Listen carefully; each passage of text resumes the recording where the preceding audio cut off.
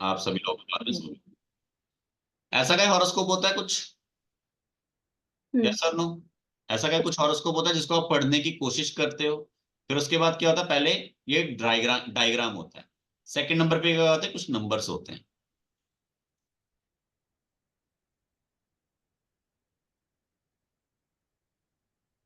सही है, कुछ नंबर्स होते हैं। डन। उसके बाद क्या होते हैं? प्लैनेट्स होते हैं। प्लैनेट्स होते हैं ना। जैसे एग्जांपल के लिए हमने यहाँ पर मून डाल दिया, ठीक है। यहाँ पर हमने एग्जांपल के लिए यहाँ पर हमने मरकरी डाल दिया, यहाँ पर हमने सन डाल दिया, यहाँ पर हम जुपिटर डाल देते हैं, यहाँ पर हम मार्स डाल देते हैं, ठीक है। यहाँ पर हम सैटर्न डाल देते हैं, ठीक है। यहाँ पर हम राहु डाल देते हैं, यहाँ पर हम केतु डाल देते हैं। ये एक एग्जाम्पल है, जस्ट एक एग्जाम्पल, ठीक है। ऐसा नहीं है कि जरूरी नहीं है कि ऐसा ही होगा, जस्ट एक एग्जाम्पल है कि इस तरह का हॉरोस्कोप होता है। क्लियर है? इतना तो क्लियर है ना कि ऐसा ही होता है। जी। अब इसमें मेन इंपॉर्टेंट चीज समझने की क्या कहता है, कैमराज ऑन रखो, क्योंकि बहुत कम समय में आपको क्लैरिटी के साथ सबको समझाने की कोशिश करूंगा।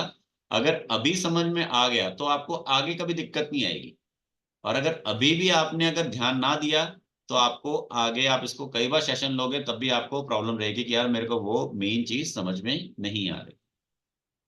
तो इसमें सबसे इंपॉर्टेंट क्या है? सबसे इंपॉर्टेंट फर्स्ट नंबर पे क्या आता है? फर्स्ट नंबर पे आता है नंबर्स। ओके। आपको 1 से लेके 12 तक के नंबर जो दिखते हैं वो, उसका meaning.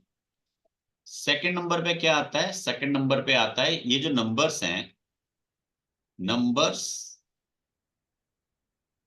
Equal to house, numbers equal to राशि। इसका मीनिंग क्या है? इसका मीनिंग ये है कि जो नंबर होता है, 1 से लेके 12 तक का जो नंबर होता है, वो हाउस भी होता है, वो राशि भी होती है। मालूम है ये सबको? हम्म। ये जो एक नंबर है ये फर्स्ट हाउस है, और ये जो 12 नंबर है ये 12वां हाउस है, 12th हाउस है। ये जो 7 नंबर है ये 7th हाउस है। हम्म। जी। अब बारी आई राशि की। राशि क्या होती है? अब जैसे मोस्टली आप सभी को मालूम, सभी लोगों को मालूम होगा कि आप सब लोगों की कौन कौन सी राशि है। मालूम है कि नहीं मालूम है? बताओगे आप सब लोग की कौन कौन सी राशि है? तो हम जो लेते हैं वो तो कैलेंडर डेट के हिसाब से लेते हैं ना, इसमें कोई और भी कोई भी हो मैम, पहले पेरेंट। आपकी कौन सी राशि है आप ये बताओ। तुम। कुंभ राशि है। कुंभ राशि का नंबर कौन सा है? ये नहीं पता मुझे। हाँ, इसीलिए तो मैंने कहा ना। अब बारी आती है आपके सवाल की, जो आप कह रहे हो कैलेंडर। तो क्या अखबार को या कैलेंडर को ये मालूम है कि भाई मैं किसके घर जाने वाला हूँ, उसकी राशि के हिसाब से चलूं? उन्होंने एक यूनिवर्सल डाटा बनाया है जो सब लोगों के साथ मैच हो, वो किसी एक पर्टिकुलर सिंगल पर्सन से रिलेटेड रिलेटेड नहीं। ओके। क्लियर? हाँ जी। टैरो कार्ड एक यूनिवर्सल टैरो कार्ड्स हैं, वो किसी एक पर्सन के लिए नहीं है। किसी एक पर्सन के वो तब बनता है जब वो उसके पास जाते हैं, और वो एक पर्सन उनको संजो के रखता है, तब वो उनके साथ अपना मेल मिलाप करते हैं, इंटेंशन बनती है। हम्म। अदरवाइज वो एक प्रोडक्ट है। अरे यार, ये कौन बीच में परेशानी क्रिएट कर रहा है? इसको कैसे अनफॉलो करूँ?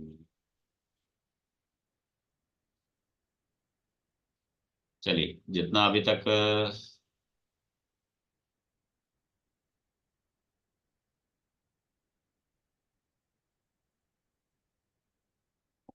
एक स्टॉप फॉलोइंग का बटन आ रहा है, आई गेस इसको क्लिक करके नहीं। वैसे नॉर्मली चलो, यहां तक का ये मैटर क्लियर हो गया ना आपको? चलो, अब नेक्स्ट हम एक और लेते हैं। थोड़ा सा इसको गड़ा करना।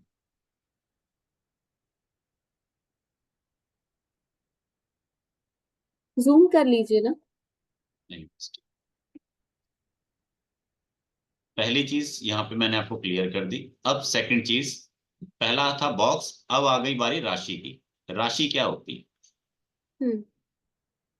1 से 1 और 8 नंबर मंगल की राशि होती है।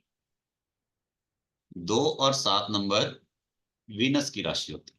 3 और 6 नंबर मरकरी की राशि होती है। 4 नंबर मून की राशि होती है, 5 नंबर, एक एक आदमी को कौन समझाएगा, 5 नंबर सन की राशि होती है। 4 किसका आपने बताया? Moon, moon.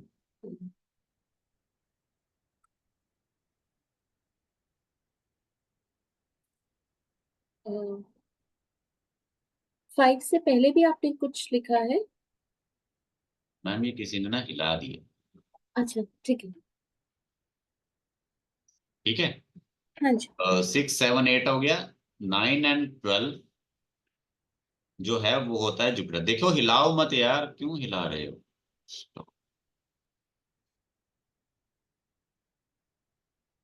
चलो शुक्र हो आप शायद ठिकाने पे आ गए। जुपिटर का होता है एन 10 और 11, जो आपकी राशि है वो होती है सैटर्न की। ठीक है। यहां से आपको क्या क्लैरिटी मिलती है कि मेरी जो राशि है वो किस प्लेनेट के अंडर है। ठीक है। ठीक है। क्लैरिटी मिली थोड़ी सी। तो अब ये इसमें से नंबर्स आपको क्या ये मालूम। रिप्रेजेंट हाँ कर रहे जी। हैं? आई एम सॉरी इंटरप्ट कर रही हूँ, ये नंबर्स क्या रिप्रेजेंट कर रहे हैं, मतलब ये हाउस या हमारी डीओबी या मतलब कैसे? मैंने अभी आपसे एक सवाल पूछा था, आपकी कौन सी राशि है। हम्म। आपने जवाब दिया था मेरी कुंभ राशि है। हम्म। उसके बाद मेरा क्वेश्चन ये था कि कुंभ राशि का नंबर कितना होता है, वो आपको नहीं मालूम था। हम्म। ठीक है ना। जी। जी। ये वाला नंबर होता है कुंभ। 10 11।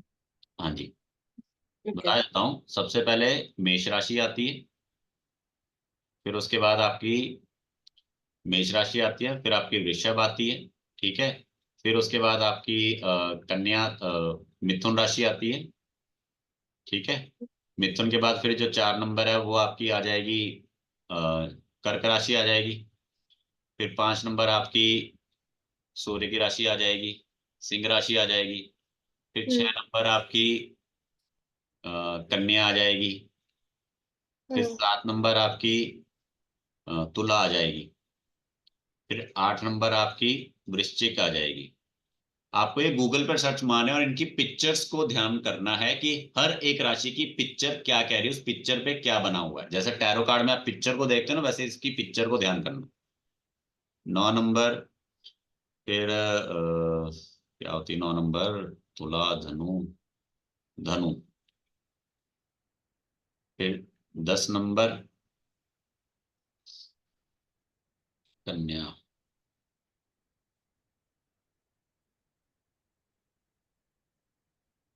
क्या आपकी अपनी राशि का क्या नाम बताया था।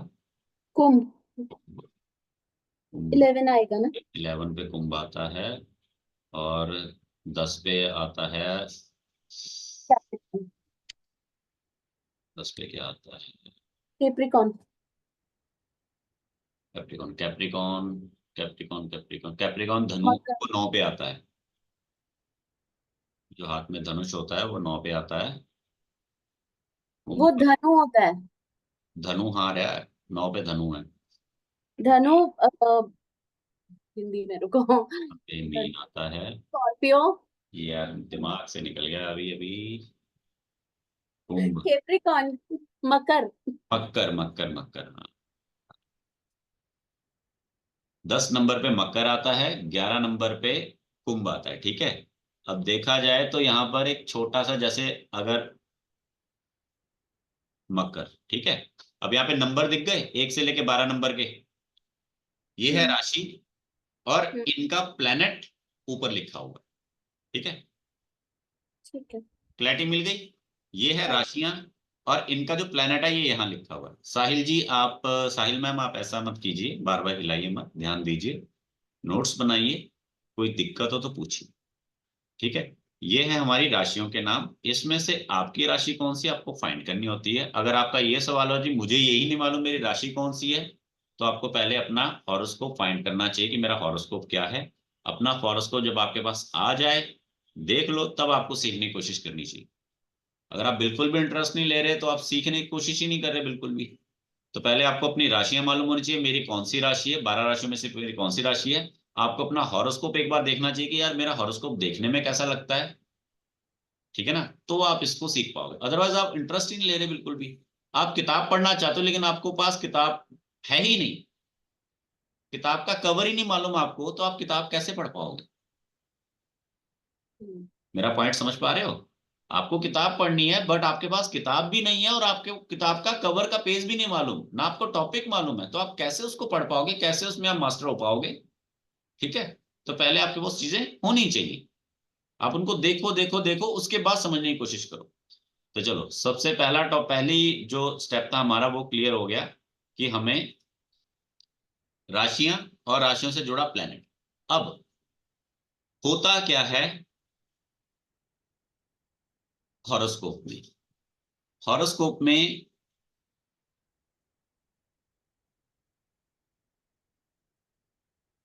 मुश्किल लग रहा है किसी को? नहीं ठीक अभी है। मतलब अभी से मुश्किल लग रहा है या अभी तक फिलहाल थोड़ा इजी लग रहा है?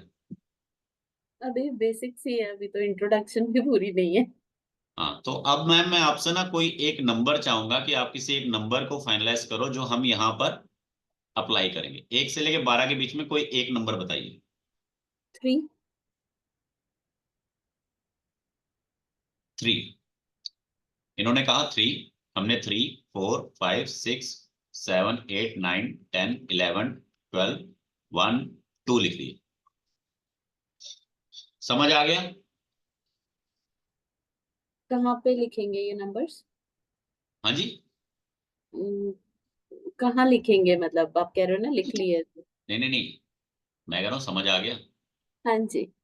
अब इसका मीनिंग क्या था? इसका मीनिंग ये है कि जब आप कल को थोड़ा सीखना शुरू करोगे ना, आप कहोगे कि यार इनके तो वहां पर 3 नंबर है, हमारे 6 नंबर है, किसी के 7 नंबर है, किसी का 1 नंबर है, ऐसा फर्क क्यों है?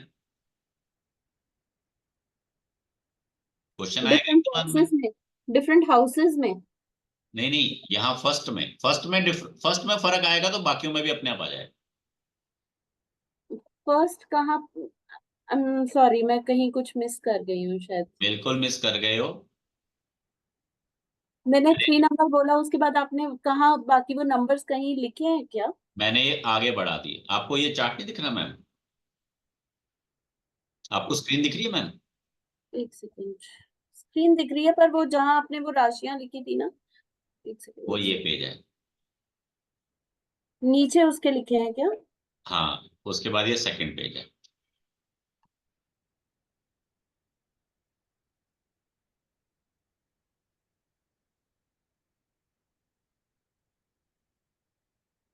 अभी तो व्हाट्सएप का आ रहा है। बट कहाँ चला गया? एक सेकंड, पता नहीं कहाँ पे गया। चलो, मैं दोबारा बनाता हूँ। दोबारा से समझने की कोशिश करो, ठीक है? जी। 1, 2, 3, 4, 5, 6, 7, 8, 9, 10, 11, 12, ये है हाउसेस। ठीक है। जी। अब जैसे एग्जांपल के लिए आपने बोला था 3, हम्म। तो हमने ले लिया 3, 4, 5, 6, 7, 8, 9, 10, 11, 12, 1, 2। ठीक है। अब ठीक। ये है फर्स्ट हाउस, हम्म। ये भी है फर्स्ट हाउस। ओके। डिफरेंस क्या है? फर्स्ट हाउस में 3 नंबर की राशि है। ओके। जैसे मैंने क्या बोला था, फर्स्ट स्टेप हमारा क्या है? फर्स्ट स्टेप हमारा क्या है? हमारा फर्स्ट स्टेप है कि हमको, फर्स्ट स्टेप हमारा है हमें नंबर्स को पहचानना है। नंबर्स हम्म। क्या होते हैं? नंबर्स इक्वल टू हाउस, हम्म। मतलब ये। एंड नंबर्स दूसरा क्या होता है? राशि। राशि हम्म। मीन्स ये। ठीक है। ओ- नंबर्स का हमारे को आइडेंटिफिकेशन होना चाहिए कि यार ये नंबर जो है ये फर्स्ट हाउस क्या आइडेंटिफाई कर रहा है, मतलब इसका मीनिंग क्या है, और ये जो राशि यहाँ पे इसका मीनिंग क्या क्या है। जब सो हमें इनके मीनिंग्स क्लियर हो जाएंगे तब हम किसी सवाल को आइडेंटिफाई कर पाएंगे। Okay. So first chart houses का है बेसिक, जो स्टैंडर्ड रहता है मोस्ट प्रोबेबली, ये और स्टैंडर्ड सेकंड है, ये चार्ट स्टैंडर्ड है। राशि का है। हाँ जी, ये स्टैंडर्ड है, ये सबके लिए यूनिवर्सल है। हम्म। ठीक है। ठीक है, ये स्पेसिफिक है। ठीक है, तो फर्स्ट हाउस में 3 नंबर की राशि है, सेकंड हाउस में फोर्थ वाली। ऑटोमेटिकली गिनती आगे जाएगी। ओके, ठीक है। अगर बाय चांस यहाँ पे आप 12 लिख दोगे ना, तो 12 के बाद 1 आएगा, फिर 2, और 12 के पीछे 11 आएगा, ठीक है। 3 के पीछे 2 आएगा। ठीक है, ये मेक सेंस। फर्स्ट है कि आपको पहले ये चीज क्लियर होनी चाहिए कि भाई अगर कल को जैसे कोई और चार्ट आ गया तो यहाँ पर 3 की जगह 6 लिखा आएगा, तो 6 के बाद 7, 8, 9, 10 ऐसे आगे बढ़ता हो जाएगा, तो कंफ्यूज नहीं होना कि यार मैंने 3 नंबर वाला पढ़ा था, ये कोई 4 आ गया। अब यहाँ से आपको एक चीज क्या समझ में आती है, कैमराज ऑन रखो सारे जने, मैं आपको तो कुछ समझाता हूँ। मेन यहां से क्या समझ में आता है कि टोटल 12 तरह के चार्ट्स होते हैं। 12 राशियां होती है ना टोटल, तो टोटल 12 तरह के इंसान होते हैं। न्यूमरोलॉजी में 9 तरह के इंसान होते हैं ना, 1 से लेके 9 नंबर। तो एस्ट्रोलॉजी में 12 तरह के इंसान होते हैं। ठीक है, अब न्यूमरोलॉजी में आप क्या कहते हो कि जी 9 × 9 कि ड्राइवर और कंडक्टर 1 1 1 2 1 3 1 4 करके आप 9 × 9 81 कॉम्बिनेशन बना देते हो कि 81 टाइप्स के लोग हो गए। यस और नो, ऐसा ही कुछ बनाते हो। ठीक है, तो अब एस्ट्रोलॉजी में क्या हो गया, 12 × 12, 12 × 12, 144 टाइप्स ऑफ मेंस हो गए, 12 राशियां, 12 हॉरोस्कोप। 1 नंबर पहले स्थान पे एक बार आया, ये एक तरह के। ठीक है, जब वो 1 नंबर दूसरे पे शिफ्ट हो जाएगा फिर दूसरे जगह, उस तरह से इतने ज्यादा हो जाते हैं। देन उसके बाद 27 नक्षत्र, अगर नक्षत्रों को भी काउंट करो तो हर आदमी का अलग नक्षत्र है, जरूरी नहीं उसकी राशि सेम हो, तो वो और ज्यादा एक्सपैंड हो जाता है। ये आपके ऊपर है, आप कितना कर सकते हो और कितनी नॉलेज आपके लिए सफिशिएंट है। ठीक है ना, आपके ऊपर डिपेंड करता है कि आपको कितनी नॉलेज सफिशिएंट है, नॉलेज का इसमें कोई अंत नहीं है।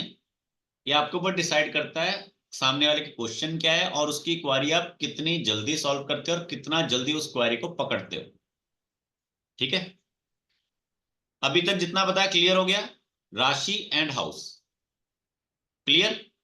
और बाकी गूगल पे खुद सर्च मार लेना कि 12 राशियों के नाम क्या होते हैं, 12 राशियों की पिक्चर को ध्यान से देखना और आपकी कौन सी राशि है, और नंबर वाइज राशियों के वहां पे नाम भी आ जाएंगे, जो कि एक बिल्कुल ही बेसिक सा काम है। सेकंड टॉपिक हमारा ये क्लियर हो गया, ये क्लियर हो गया। अब सेकंड टॉपिक हमारा, सेकंड टॉपिक क्या है हमारा कि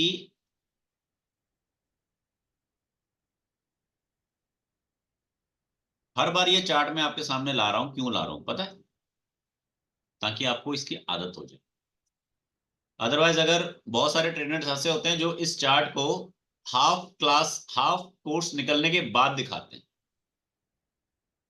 और ये जब आपका आधे से ज्यादा कोर्स खत्म हो जाए तब अगर आपको ये चार्ट दिखाया जाए ना, तो मैं गारंटी देता हूं आप नहीं सीख सकते।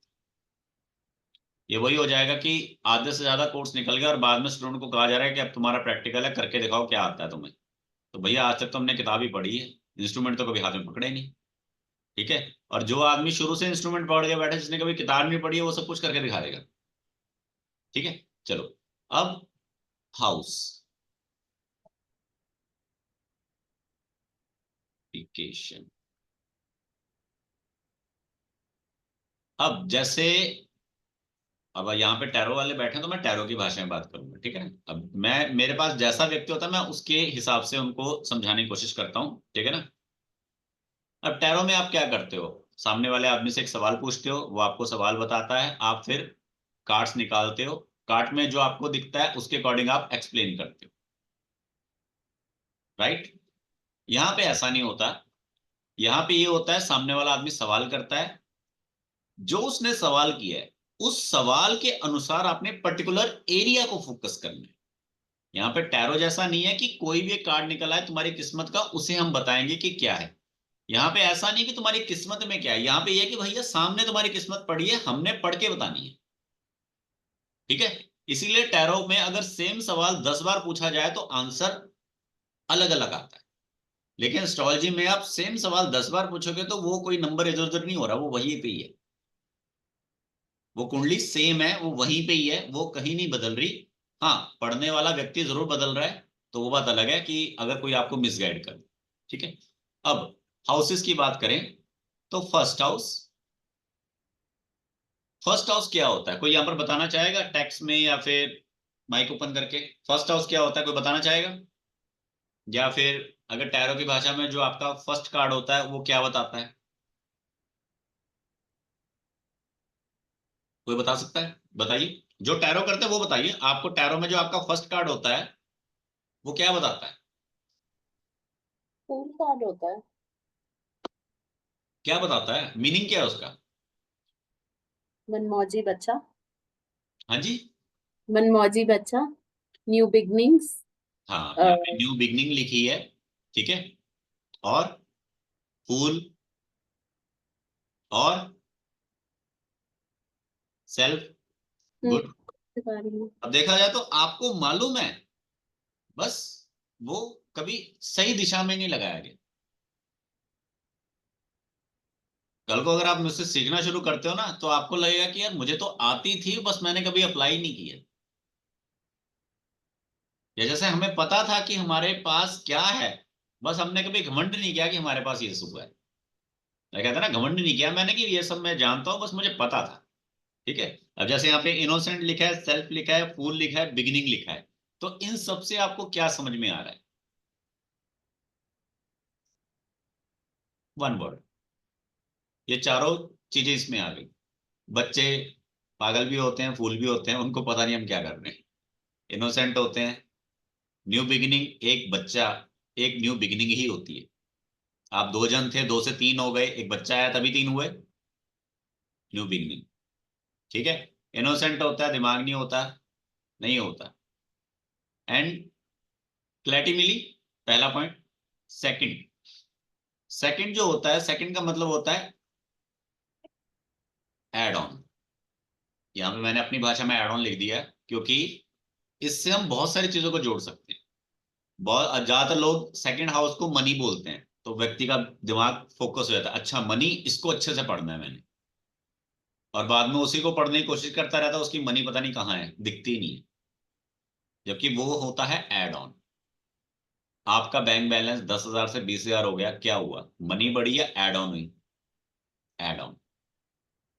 आपके फैमिली दो थी, दो से तीन हो गया, तो अब मनी कहाँ है? मनी कुछ नहीं है, हुआ क्या? Add on. गाड़ियां एक थी दो हो गई, बाइक एक थे दो हो गए, क्या हुआ? Add on. मनी कहाँ है? मनी कहीं नहीं है। बैंक अकाउंट्स एक थे, अब दो हो गए, क्या हुआ? Add on. मनी बढ़ी, कहीं पर बढ़ी कहीं पर नहीं बढ़ी। मनी आपके पास बढ़ी या नहीं बढ़ी ये किसी को नहीं दिखता, एड ऑन सबको दिखता है। आपके पास कितने पैसे आ रहे हैं ये किसी को नहीं दिखता, आप उन पैसों से क्या क्या कर रहे हो ये सबको दिख रहा है, वो है एड ऑन। ठीक है। क्लैरिटी मिल गई एड ऑन की परिभाषा? सेकंड हाउस में होता है एड ऑन। थर्ड ऑन होता है हमारा relative, neighbour and travel. Short travel कह देते हैं, घूमना, रिश्तेदार, पड़ोसी। ठीक है। तो ये सब होता है थर्ड हाउस। ठीक है। तो जिस किसी का भी थर्ड हाउस स्ट्रांग होता है तो वो पड़ोसियों में ज्यादा इंटरेस्ट लेता है, घूमने में ज्यादा रहता है, उसके रिलेशन काफी ज्यादा अच्छे रहते हैं, मतलब ज्यादा फ्रेंड सर्कल ज्यादा बढ़िया रहता है, रिलेशंस में और रिलेटिव्स में ज्यादा उसको ध्यान रखता है। फोर नंबर क्या होता है? फोर नंबर होता है आपका हाउस। आज आप सब लोग जिस घर में बैठे हो और ये सेशन अटेंड कर रहे हो, वो है आपका फोर्थ हाउस। ठीक है। और आपको अपने घर में जो कुछ भी दिख रहा है, हाउस में जो कुछ भी आपको एंटिटीज दिखती हैं, प्रोडक्ट्स दिखते हैं, आइटम्स दिखती हैं, वो सब फोर्थ हाउस है। और ऐसा कोई सवाल जो आपके घर के किसी प्रोडक्ट से जुड़ा है या घर से जुड़ा है तो वो फोर्थ हाउस के अंडर आएगा। अगेन रिपीट करता हूं, टैरो में आप क्या करते हो, सामने वाले से सवाल पूछते हो, एक कार्ड निकालते हो, उसका मीनिंग बताते हो। यहां पर क्या होता है, सामने वाले से आपने सवाल पूछा, फिर आपने एरिया आइडेंटिफाई किया, फिर उस पर्टिकुलर एरिया पे फोकस करना है कि मेरे को यहां से क्या दिख रहा है और मैं आगे बताऊं। Clear? So house and house hold objects सारा कुछ आएगा हाउस में। जी बिल्कुल।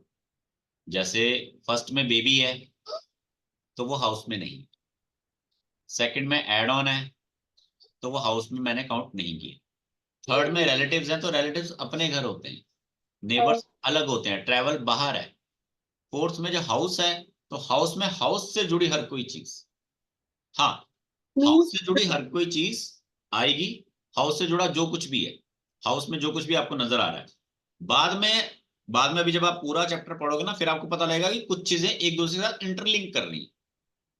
जैसे आपके टैरो में कार्ड्स इंटरलिंक कर रहे हैं कि यार ये वॉन्ड का कार्ड दूसरे वॉन्ड के कार्ड से लिंक कर रहा है, ये पेंटिकल का दूसरे पेंटिकल से लिंक कर रहा है, ये वाला कार्ड किसी दूसरे से लिंक कर रहा है। तो अगर सेम कार्ड दोबारा आ गया तो मतलब मीनिंग सेम ही है, बस थोड़ा कम या ज्यादा है, तो सेम बाद में इंटरलिंक भी करेंगे। ठीक है, जैसे हमारा राइट हैंड और लेफ्ट हैंड है तो दोनों हैंड, एक में पावर ज्यादा एक में पावर कम, पर इंटरलिंक करते हैं किसी काम को करने में, दोनों साथ लगते हैं। ठीक है।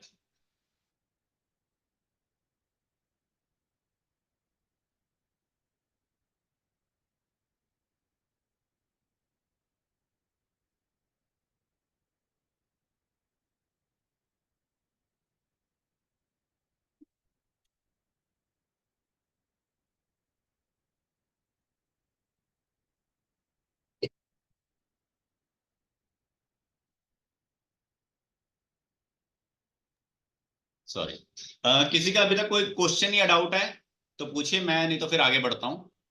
एक छोटा सा चीज, मतलब एड ऑन में हम सिर्फ मनी बोलेंगे या मनी व्हीकल, मैम हर मतलब। वो, मैम एक्चुअल में अभी इस टॉपिक को आप पूरा जब समझोगे ना तब आपको क्लियर मिल जाएगा। अभी जस्ट आप एड ऑन का मतलब ये समझे भी किसी भी चीज की वृद्धि होना। ओके। एड ऑन का मतलब ये होता है कि ये ऐड हो गया, प्लस हो गया। ठीक है, चाहे वो ठीक। प्लस किसी भी चीज में हो, चाहे वो मनी में हो, चाहे आपका व्हीकल है, चाहे आपका रिलेशन में है कोई, एक्स वाई हम्म। जेड कुछ भी हो। आपके पास कपड़े बढ़ गए, ऐड ऑन है। कपड़े कैसे आए? पैसों से ही आए हैं, तो कपड़े उसमें हाउस पैसा नहीं होल्ड आया। ऑब्जेक्ट्स में नहीं आएंगे? हाँ जी। कपड़े वो इंटरलिंक होके हाउस होल्ड ऑब्जेक्ट्स में भी तो आएंगे। मैम वही मैंने आपको बताया कि बाद में वो इंटरलिंक होंगी, बट ठीक है। फोकस रखना है पहले। ठीक है। ठीक है, पहले फोकस रखना है। हाउस होल्ड में तो मैम फिर आपके कपड़े भी हैं, बच्चों के भी हैं, फिर अलाने के भी हैं, फलाने के भी हैं, पता नहीं कितनों के क्या क्या है, फिर तो इतना कुछ आ जाएगा ना, तभी लोग कहते हैं कि भैया बहुत मुश्किल है। पर ध्यान से एक जगह पे फोकस रखोगे तो समझ में आएगी। चलो, नेक्स्ट आ गया हमारा 5 नंबर। 5 नंबर क्या होती है? 5 नंबर होता है हमारा एजुकेशन, जहां पर आप अभी बैठ गए। ठीक है, इसको नोट कर लीजिए, मैं फिर इसको रब कर रहा हूँ एंड यहीं पर बाद में मैं 6 से लेके 12 तक भी लिख रहा हूँ। नोट कर लो जिसको नोट करना है।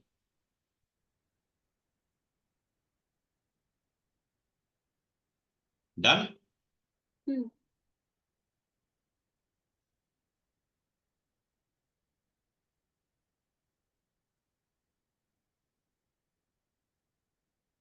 टैरो मैम कितने दिन में सीख जाते हैं नॉर्मली?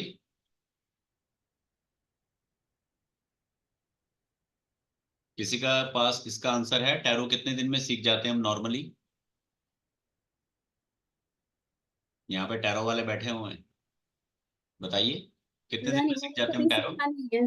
मैंने सीखा नहीं है, मेरे पास इंट्यूटिवली आया था। अरे आप अगर आगे सिखाओ तो कितने दिन में सिखा दोगे? मैं सिखाती नहीं। वो किसी ने 6 महीने लिखा है, तो भैया जिन्होंने, तो मैं, जिन्होंने ये बोला ना, मैं एक एग्जांपल बताता हूँ। अगर न्यूमरोलॉजी को एक दिन लगता है तो टैरो को 2 दिन लगते हैं, और अगर टैरो को 2 दिन लग रहे हैं तो एस्ट्रोलॉजी को 4 दिन लगते हैं। सिंपल सी बात है, न्यूमरोलॉजी एक दिन, टैरो 2 दिन, और टैरो 2 दिन तो एस्ट्रोलॉजी 4 दिन। अब आप अपने आप समझ लीजिए कि टैरो एस्ट्रोलॉजी क्यों मुश्किल है, और ज्यादा कुछ होता है इसमें इस वजह से। अब 5 नंबर थी हमारी एजुकेशन जो अभी हम कर रहे हैं। ठीक है, 6 नंबर होता है हमारी सर्विस, जो हम दूसरों को देते हैं।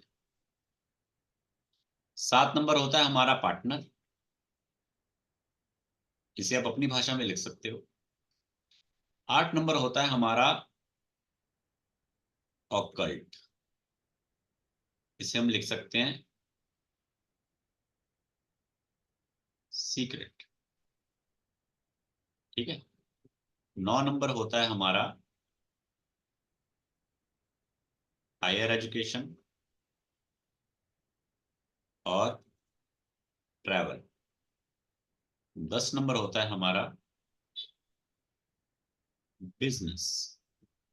11 नंबर होता है हमारा प्रॉफिट और 12 नंबर होता है हमारा लॉस। अब यहां पर मैंने जितनी चीजें लिखी है ना, ये 70% है हमारी लाइफ की। 70%।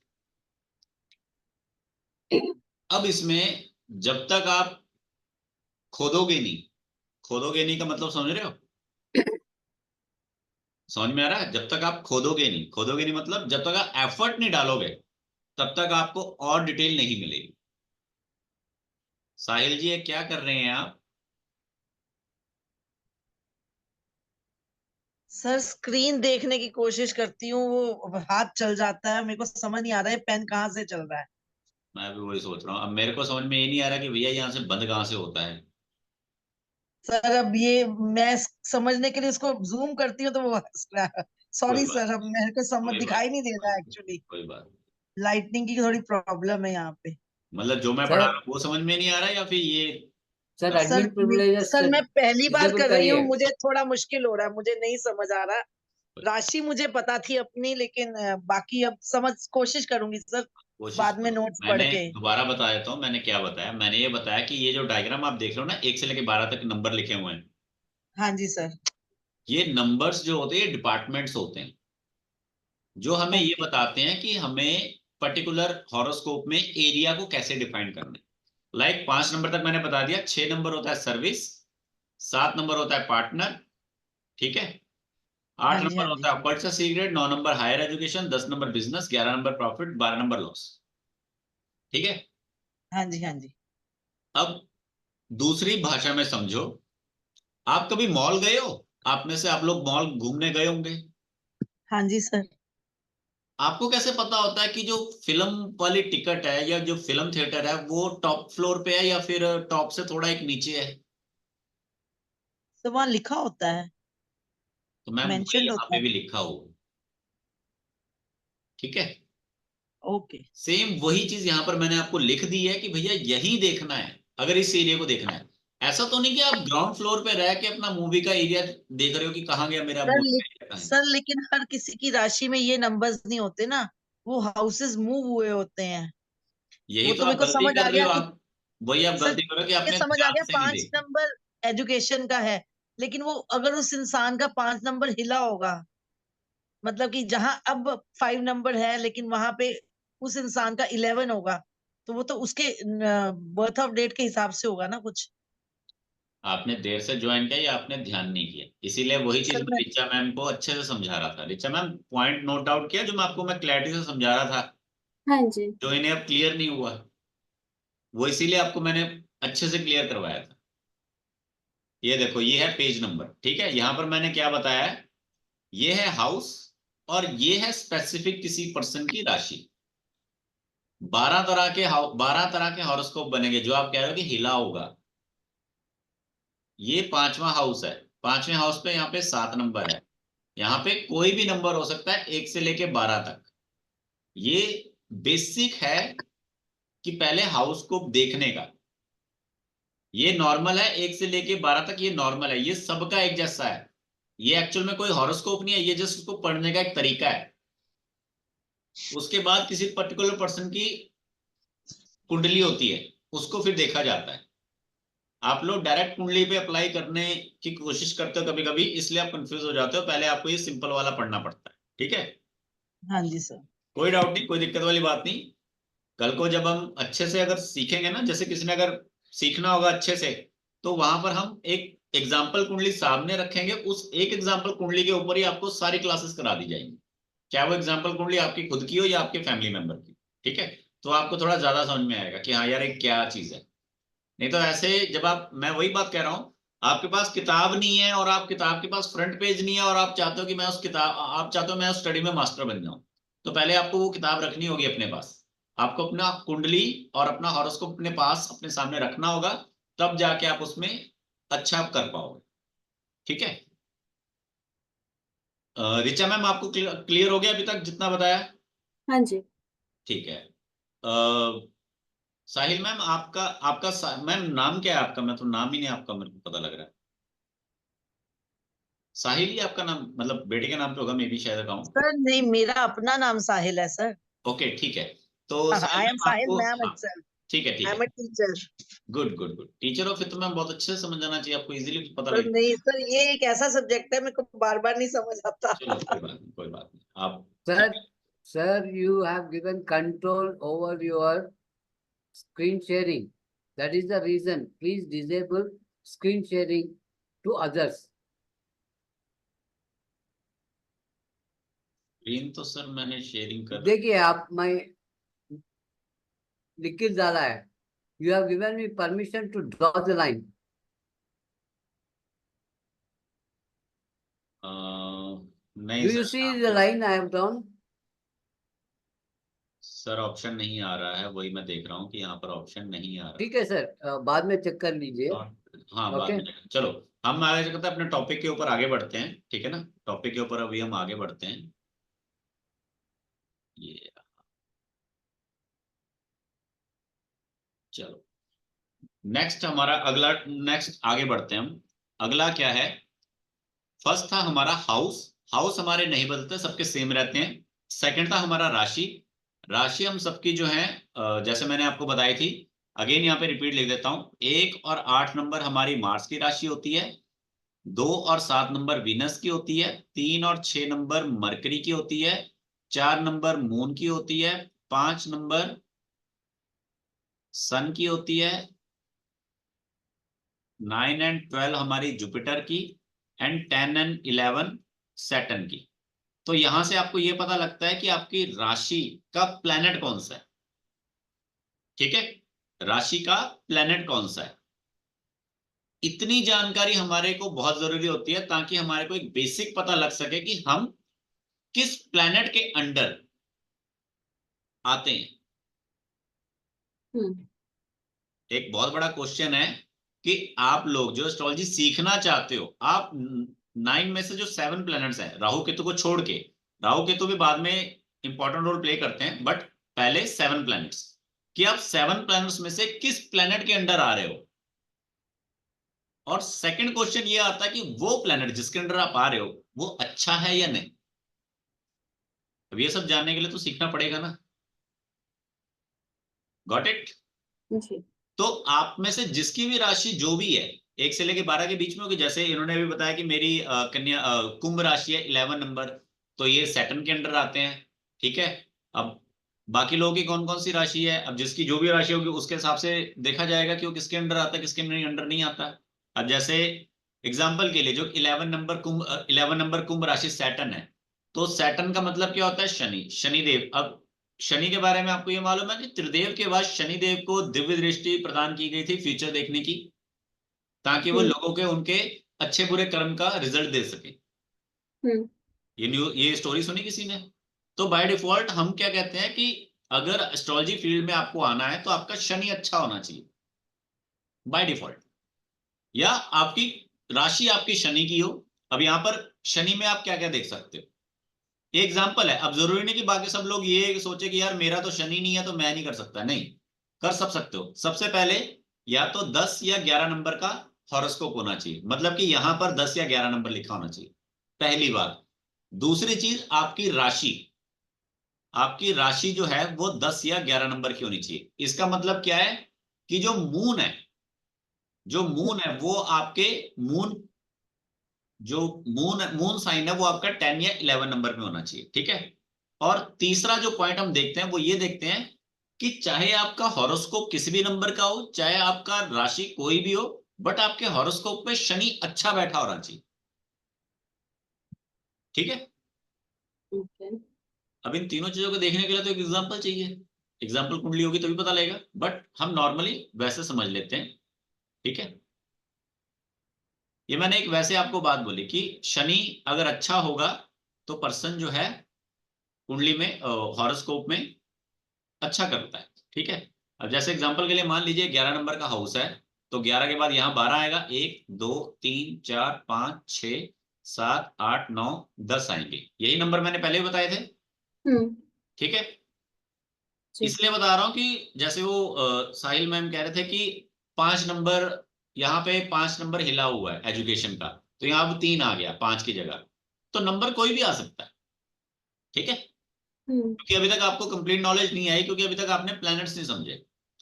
सबसे पहले आपको यहां से पता लगेगा। अब 11 नंबर यहां पे सैटर्न है,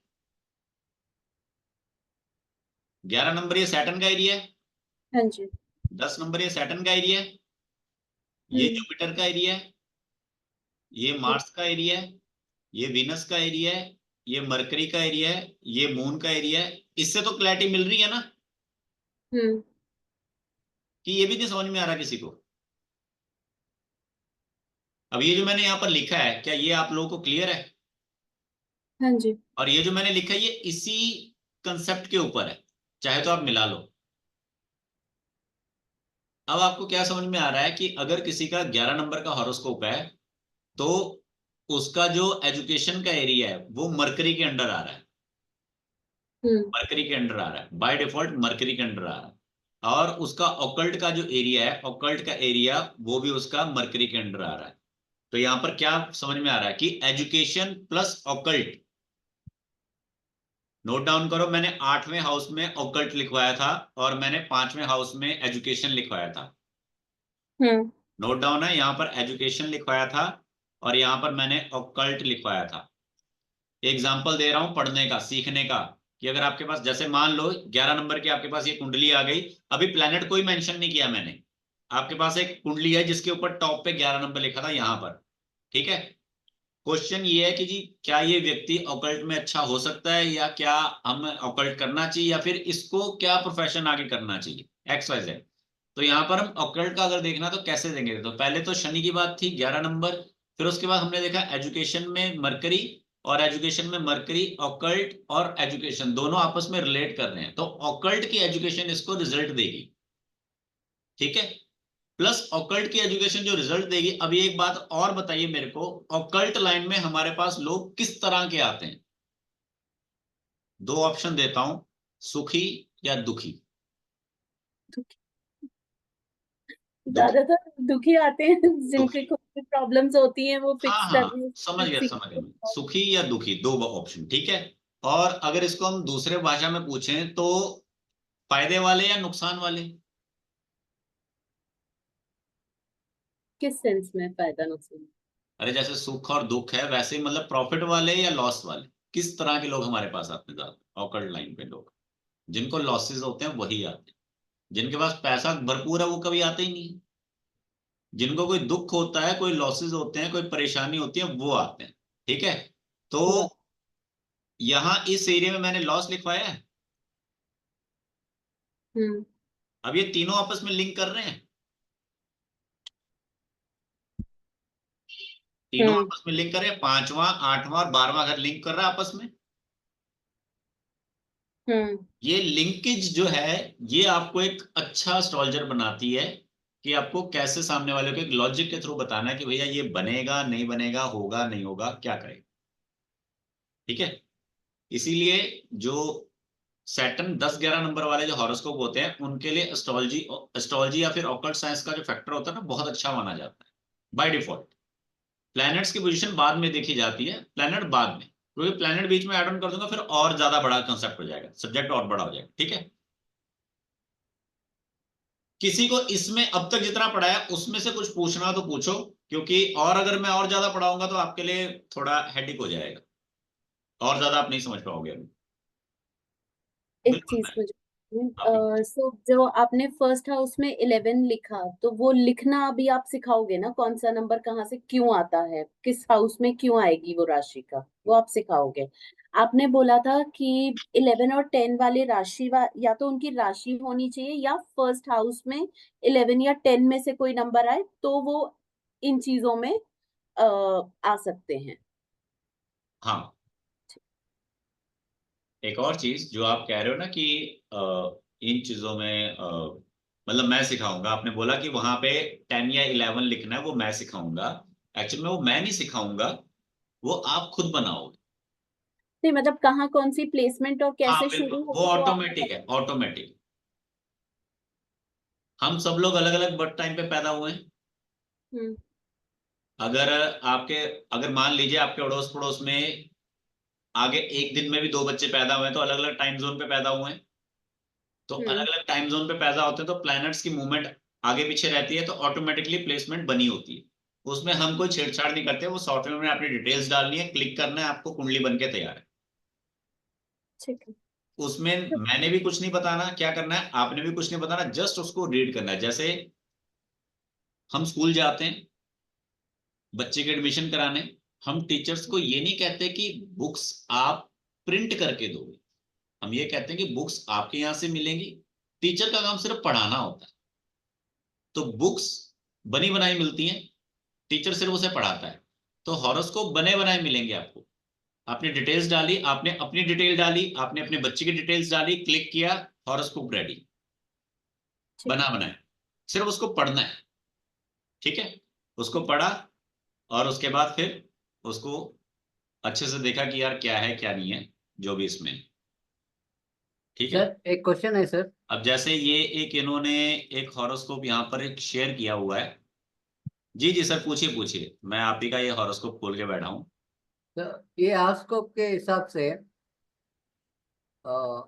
MS डिग्री हासिल करने का वादा है या नहीं, या नहीं तो MBBS वादा है या नहीं? इसका कौन चार्ट है सी सर? हाउस से? ये मेरी बेटी का है सर। कितनी उम्र है उनकी? अभी सितंबर को 21 होगा सर। राशि से-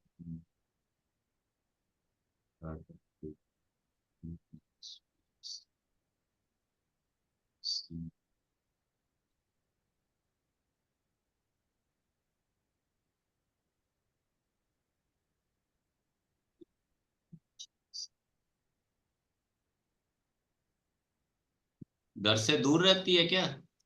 नहीं नहीं नहीं, हमेशा मेरे साथ ही। मेरे को छोड़ के नहीं जा सकती वो। डरती है मेरे से, दूर नहीं जा सकती। कल को अगर बाहर बाय चांस अगर जॉब के लिए बाहर जाना पड़ेगा तो क्या करोगे? बोलो। वो बोलती है मैं नहीं जाऊंगा। तो फिर फायदा क्या फिर एंड में सब कुछ करने का? तो बोलती है मैं बाप से बाप की बाप से दूर नहीं जाऊंगा। हम्म, हमारा अटैचमेंट ही ऐसे बचपन से। बाप की तरह, बाप की तरह जिधर भी है। ये है टीचर की टीचर।